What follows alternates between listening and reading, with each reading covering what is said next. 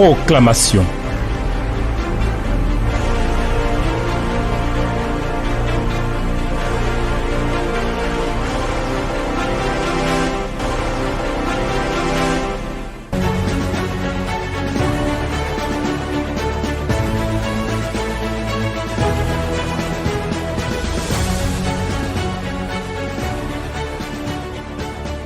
À toi, notre Dieu, soit louange, soit gloire, soit honneur, soit élévation, soit célébration. Toi le fidèle, toi l'incomparable, toi le Seigneur de gloire et de grandeur. Tu vis, tu règnes dans tous les siècles. Ton autorité, ta puissance et ta force sont illimitées. Et nos cœurs se réjouissent pleinement de la bonté que tu nous manifestes. Honneur à toi, Seigneur. Nous sommes là aujourd'hui encore pour continuer le chemin que tu nous traces, le chemin du rétablissement. Merci de bénir ces instants et d'apporter ta grâce. Au nom de Jésus. Amen. Alors frères et sœurs, je vous salue au nom de Jésus-Christ. J'espère que vous avez l'occasion de rendre grâce à Dieu. J'espère que vous avez l'occasion de bénir le Seigneur. J'espère que vous vous donnez l'occasion. N'attendez même pas qu'on vous lance des consignes pour que vous rendiez grâce au Seigneur. Ainsi même, vous pensez que chaque fois, vous devrez rendre grâce au Seigneur pour lui signifier votre foi et la joie qui est dans votre cœur, faites-le. Ne vous privez pas de cela. Que le Seigneur vous bénisse. Alors, aujourd'hui, là, on va continuer. Parce qu'il y a quelque chose qui se fait. Le livre d'Esther est en train de nous enseigner que Dieu est le Dieu des renversements de situations. Donc on va s'affermir dans ces renversements de situations. En sorte que s'il y avait la tristesse, la joie vient, n'est-ce pas? Lisons pour aujourd'hui Esther chapitre 9, le verset 16 au verset 18. Esther chapitre 9, verset 16 au verset 18. Voici ce qui est écrit. Les autres Juifs qui étaient dans les provinces du roi se rassemblèrent et défendirent leur vie. Ils se procuraient du repos en se délivrant de leurs ennemis, et ils tuaient 75 000 de ceux qui leur étaient hostiles, mais ils ne mirent pas la main au pillage. Ces choses arrivèrent le 13e jour du mois d'Adar.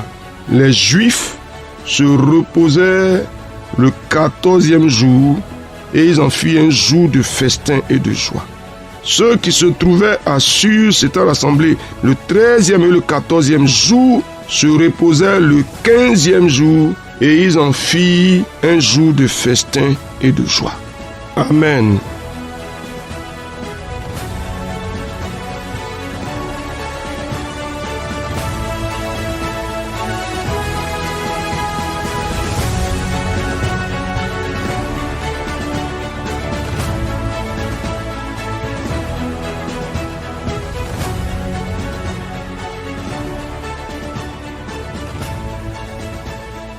Ah oui, chers amis, on peut dire ensemble jour de repos, jour de festin, jour de joie.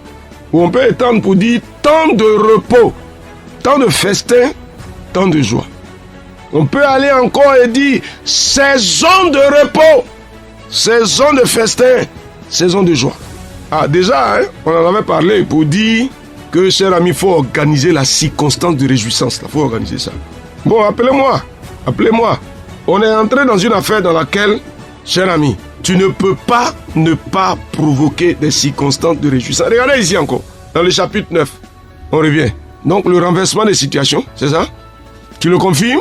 On commence par là, est-ce que tu confirmes qu'il y a un renversement des situations? En ta faveur, bien sûr. Les ennemis, le diable, dans le visible, dans l'invisible, dans le physique, dans le spirituel, avaient fait des projets pour t'affliger, pour tuer quelque chose de ta vie, pour semer la mort. Mais Dieu a fait quoi? Dieu a renversé la situation. Vas-y. Voilà, on dit au verset 16. Les autres Juifs qui étaient dans les provinces du roi se rassemblèrent et défendirent leur vie. Ils se procuraient du repos en se délivrant de leurs ennemis. Cher ami. Ah oui, qu'est-ce que tu dis? Est-ce que tu vois ça, cher ami? Renversement de situation. La défaite change de camp. La mort change de camp. Donc elle quitte chez nous, elle s'en va chez les autres. Ceux qui nous voulaient du mal, ceux qui prévoyaient l'échec, l'abattement, ceux qui prévoyaient que ta vie soit une vie de solitude, ceux qui prévoyaient que ta vie soit une vie d'infertilité, ceux qui prévoyaient que la mort s'attache à toi, ceux qui prévoyaient que la défaite soit ton lot quotidien. On dit quoi? Changement de situation. On dit au Seigneur, je me procure du repos au nom de Jésus-Christ. Tu vois le travail que nous sommes en train de faire. Eux, ils ont fait la guerre. Nous sommes en train de faire la guerre là dans la prière. Nous sommes en train de la faire. Eux, ils l'ont fait physiquement. Mais nous sommes en train de la faire dans la prière. Donc tu dis quoi? Seigneur, je me procure du repos au nom de Jésus-Christ. Et je me délivre de tous mes ennemis. Au nom de Jésus-Christ. Cher ami, dis quelque chose. Je me procure du repos à moi, à ma maison. Du repos, le temps de repos est arrivé pour nous. Oh Dieu, et nous nous délivrons de nos ennemis qui nous accablaient, qui nous poursuivaient. Renversement de situation. Seigneur, nous nous délivrons par ta puissance. Oh Dieu, tu nous exauces dans la prière. Tu es le Dieu qui exauce la prière. Cher ami, qu'est-ce que tu dis? Ils sont allés faire la guerre pour se délivrer. Mais tu es en train de faire la guerre. Par la prière, tu es en train de faire la guerre. Donc cette guerre-là, tu en sors victorieux, oui ou non? Cher ami, je vous rappelle, n'oubliez pas. N'oubliez pas. Dieu nous dit, je connais les projets que j'ai formés sur vous. Je prends ce passage-là, de Jérémie chapitre 29. Il dit projet de paix et non de malheur. Mais la Bible nous dit quoi? Le diable rôde comme un lion rugissant, cherchant qui il dévorera. Si les projets de Dieu ne sont pas encore arrivés à leur accomplissement pour toi, si tu désespères, c'est que tu as été vaincu. Vous avez vu ce que Mardochée a fait? Il aurait pu regarder ça comme désespéré. Mais il a pris le sac, la cendre. Il allait réveiller l'esprit d'Esther. Pour dire, c'est peut-être pour un jour comme celui-ci, un jour de délivrance que Dieu t'a fait parvenir au trône. Esther a compris. Elle a fait 3 jours de jeûne. Alors que le roi, pendant 1 mois, n'avait plus appelé sa reine, sa femme, Esther est entrée dans la cour royale. Le roi lui a tendu le sceptre. Signe de faveur. À partir de là, renversement de tout. Alors dis-moi, ça dépend de qui? Mardochée aurait pu rester là se morfondre, maudit Dieu, critiquer le Seigneur, dire tout ce qu'il veut. Le Seigneur m'a abandonné. Ça allait changer? Même beaucoup d'entre nous, on désespère. Il ne faut pas désespérer. Si tu désespères, rien ne va changer. Mais au contraire, et puis le peuple aussi aurait pu avoir peur pour dire non, nous pas aller faire la guerre avec les gens, ils veulent nous tuer. Mais le peuple est parti, qu'est-ce qui s'est passé? Dieu a renversé la situation. Donc ça dépend de qui? Ça dépend de ton action. Ça dépend de ton engagement. Moi, je veux que tu le confirmes. Je peux même entendre ta voix. Je peux l'entendre. Que tu déclares au nom de Jésus-Christ. Seigneur, je m'engage. Je suis déterminé pour que les renversements que tu engages soient rendus visibles et manifestes dans ma vie. Oui, Seigneur. Non, je ne me décourage plus. Vas-y. Je ne me décourage plus. Je me procure du repos. Ça veut dire quoi? Tu avais eu ce procureur du repos. C'est comme s'ils étaient allés chercher le repos là eux-mêmes. C'était quelque part. Non, s'ils n'étaient pas allés prendre ça, est-ce qu'ils allaient avoir ça? Non. Et puis on dit se délivrant de leurs ennemis. Pourquoi on ne dit pas Dieu les a délivrés? Et puis on dit se délivrant. Ça veut dire que c'est parce qu'ils sont engagés par la foi que la délivrance est venue. Ils auraient pu rester là en train de pleurer. On ne pleure plus. On ne pleure plus. On ne pleure plus. On ne se lamente plus. On ne se décourage plus. Ça va sortir, ça va sortir. On va forcer les passages.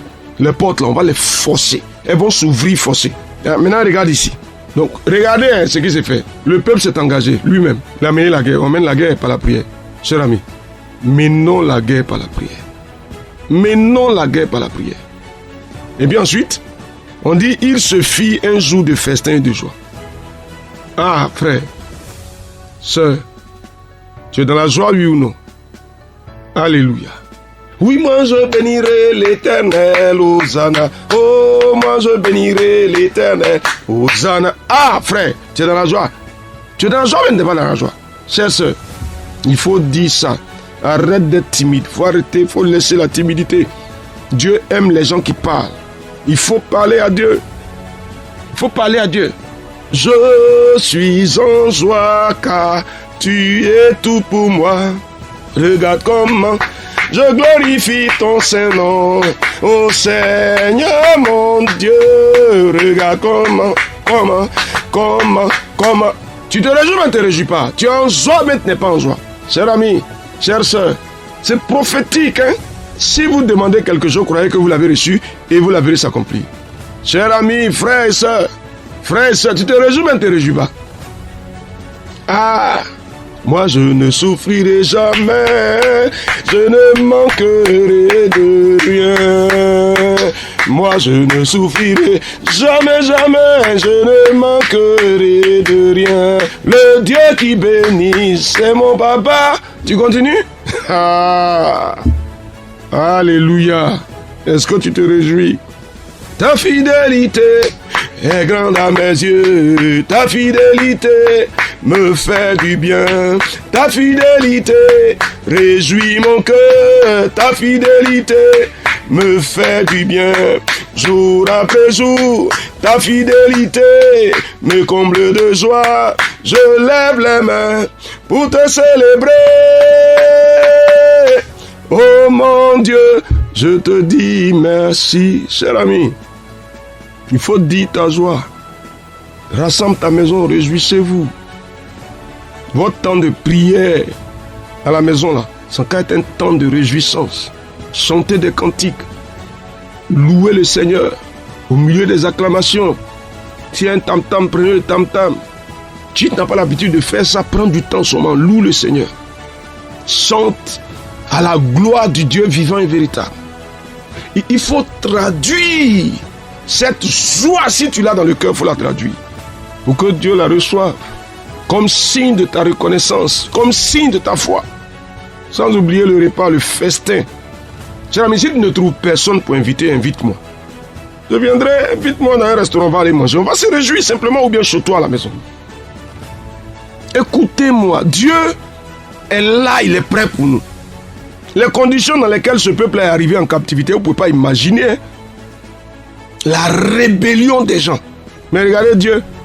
Regardez comment Dieu, dans sa bonté, dans sa fidélité, malgré le caractère sécrade du péché, revient lui-même pour faire du bien à son peuple.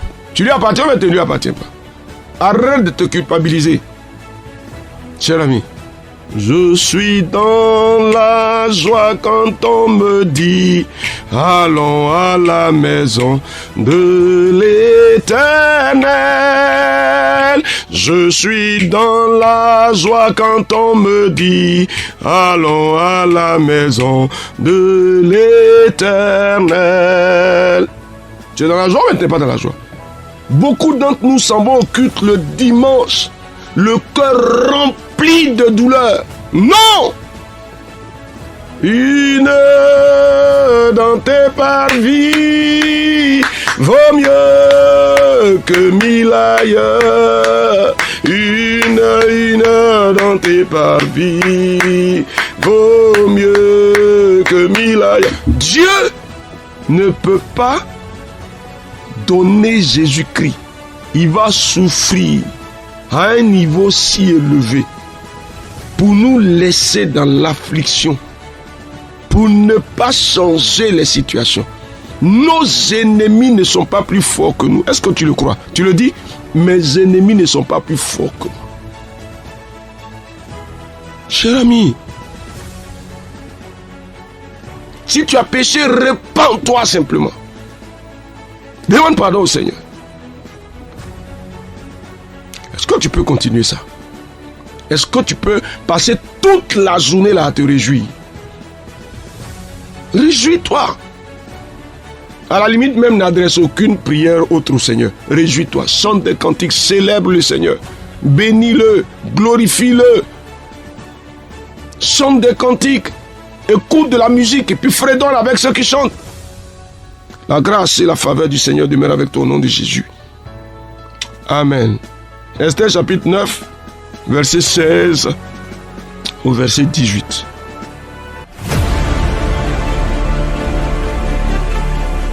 Proclamation. Dieu bénisse votre journée.